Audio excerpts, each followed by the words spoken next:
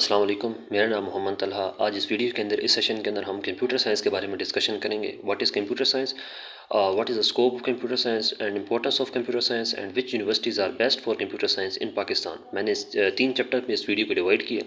तो सबसे पहले हम बात करते हैं व्हाट इज़ कंप्यूटर साइंस।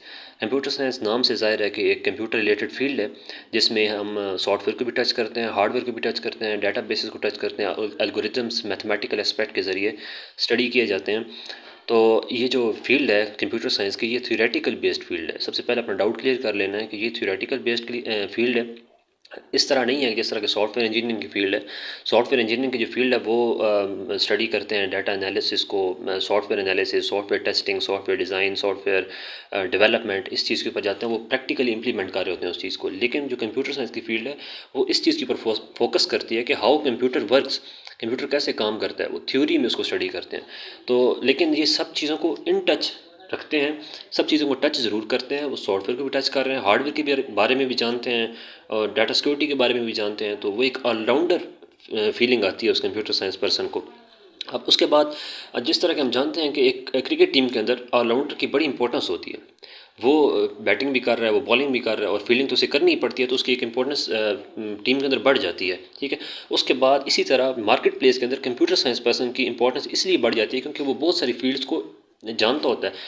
उसके पास फिर वास्ट नंबर ऑफ फील्ड उसके सामने होती हैं, वास्ट नंबर ऑफ, फिर उसके पास जॉब अपॉर्चुनिटीज़ भी होती हैं उसी लिहाज से। क्योंकि जो कंप्यूटर साइंस पर्सन है वो बैंकिंग की जॉब में भी जा सकता है, वो उसके अंदर जा सकता है, टीचिंग फील्ड के अंदर जा सकता है, लेक्चरशिप में के लिए जा सकता है। उसके बाद वो कंप्यूटर वेब डेवलपमेंट की तरफ जा सकता है। वो सॉफ्टवेयर हाउसेज, सॉफ्टवेयर कंपनीज़ के अंदर जॉब कर सकता है। वो बड़े बड़े बिजनेसेस के अंदर, बड़ी बड़ी कंपनीज़ के अंदर एज अ मैनेजर जॉब कर सकता है।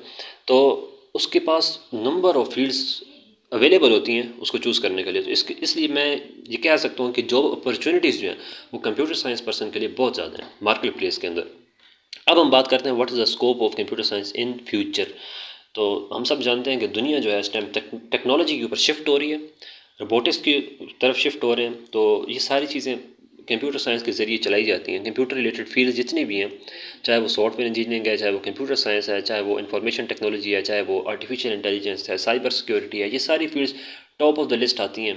क्योंकि पिछले कुछ जो कोविड-19 की वजह से सारे बिजनेसेस बंद थे, लेकिन फिर भी जो कंप्यूटर रिलेटेड फील्ड्स हैं, सॉफ्टवेयर हाउसेज हैं, सॉफ्टवेयर कंपनीज़ हैं, वो अपने जो क्लाइंट्स हैं उनको काम करके दे रही थी। और सॉफ्टवेयर जो इंजीनियर्स हैं वो घर बैठकर रिमोट एरियाज़ में काम कर रहे थे।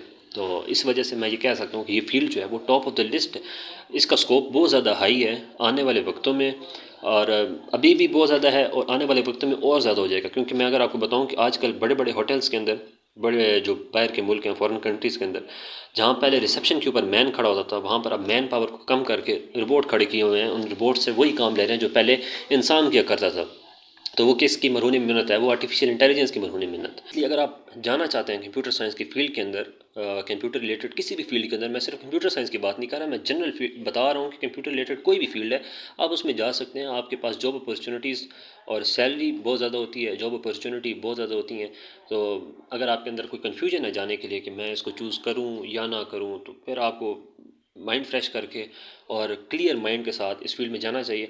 फील्ड चैलेंजिंग है, आसान नहीं होती। फील्ड चैलेंजिंग कोई भी, आप इलेक्ट्रिकल इंजीनियरिंग कर रहे हैं, केमिकल इंजीनियरिंग कर रहे हैं, मैकेनिकल कर रहे हैं, सारी फील्ड चैलेंजिंग होती हैं। लेकिन बात यह है कि आप उस चैलेंज को कैसे एक्सेप्ट करते हैं और उसको कैसे कैसे परसू करते हैं उस फील्ड को।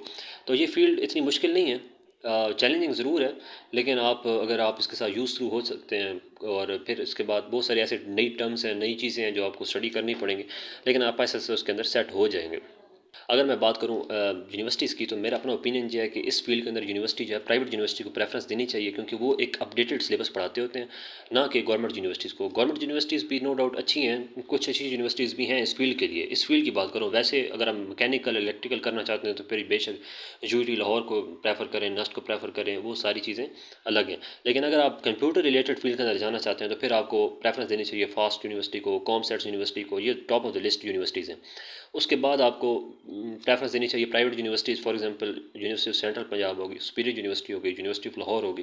तो ये चीज़ें बाद में आती हैं। अब इस वीडियो को कंक्लूड करते हैं, और इस वीडियो का कंक्लूजन यही है कि आप इस फील्ड को ज़रूर चुनें। अगर आपके अंदर डाउट है, आप इस फील्ड के अंदर जाना चाहते हैं, तो आप ज़रूर जाएँ इस फील्ड के अंदर। नो डाउट ये one of the best field है। और यूनिवर्सिटी आपने मेरी प्रेफरेंस के मुताबिक अगर आप देखें तो प्राइवेट यूनिवर्सिटी प्रेफर करनी चाहिए अगर आप फ़ीस अफोर्ड कर सकते हैं। लेकिन अगर नहीं कर सकते तो आप गवर्नमेंट यूनिवर्सिटी में भी जा सकते हैं और अपनी मेहनत के बलबूते पर आप ज़रूर कामयाब होंगे।